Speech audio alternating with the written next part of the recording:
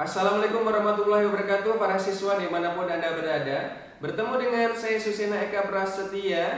Baik, kali ini akan membuat video pembelajaran tentang mata pelajaran sosiologi kelas 11 semester genap bab kelima, yakni tentang integrasi dan reintegrasi sosial. Baik, para siswa dimanapun Anda berada, untuk mempelajari materi ini teman-teman bisa buka ya buku sosiologi kelas 11. Buku ini yakni penerbit ESIS atau Erlangga. Dan untuk mempelajari tentang integrasi dan reintegrasi sosial, teman-teman bisa buka di halaman 157. Nah, ini ya teman-teman ya, bisa buka materinya di sini. Simak terus videonya sampai dengan selesai. Catat untuk materi-materi yang dianggap penting di buku catatan kalian. Selamat mengikuti materi pelajaran ini. Baik, sebelum kita bahas lebih lanjut tentang integrasi dan reintegrasi sosial, mari kita lihat bersama-sama terlebih dahulu gambar yang nampak di belakang saya ini. Nah, apa yang bisa Anda lihat dari gambar tersebut?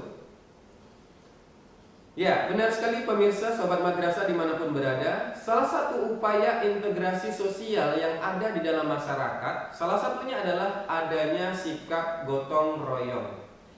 Selanjutnya ada beberapa faktor yang mempengaruhi besar kecilnya integrasi sosial. Faktor yang pertama di sini yakni adalah homogenitas kelompok.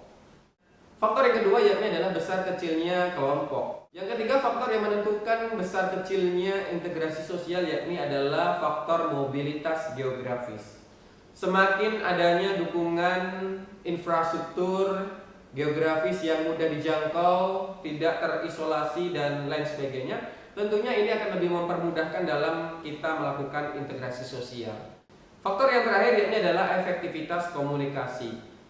Ya, berikutnya adalah bentuk-bentuk integrasi sosial. Bentuk integrasi sosial yang pertama yakni adalah bentuk integrasi normatif. Salah satu contohnya di Indonesia ada suatu normatif yang terwujud yakni Bhinneka Tunggal Ika.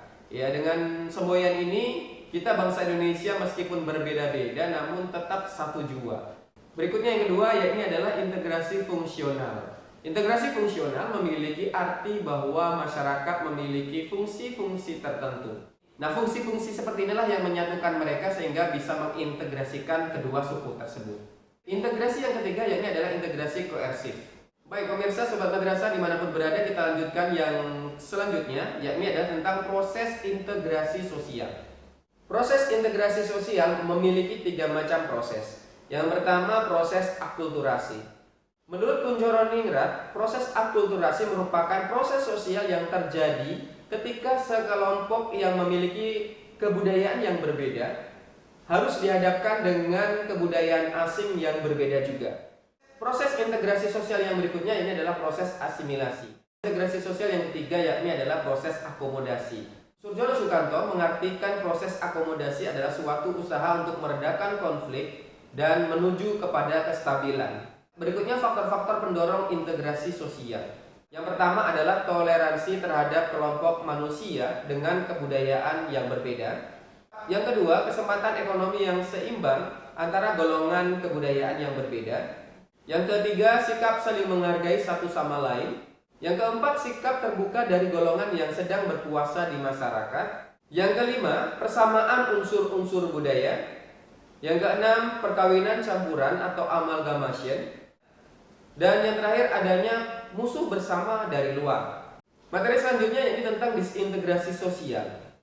Tidak dipungkiri ternyata perubahan ini bisa menimbulkan disintegrasi sosial.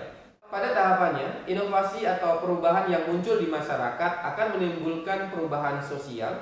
Perubahan sosial ini terdiri dari 2 macam, yakni adalah adanya kemajuan atau progres dan adanya kemunduran atau regres. Yang berikutnya tentang reintegrasi sosial. Menurut Kamus Ilmiah Populer, reintegrasi sosial memiliki arti kembali ke kondisi sebelum terjadinya konflik. Menurut Soedjono Sukanto, reintegrasi sosial memiliki arti pembentukan nilai dan norma yang baru untuk menyesuaikan diri karena mengalami perubahan. Baik teman-teman sobat madrasah dimanapun berada, demikian tadi penjelasan sosiologi kelas 11 semester genap bab kelima tentang integrasi dan reintegrasi sosial. Terima kasih, sampai jumpa. Wassalamualaikum warahmatullahi wabarakatuh.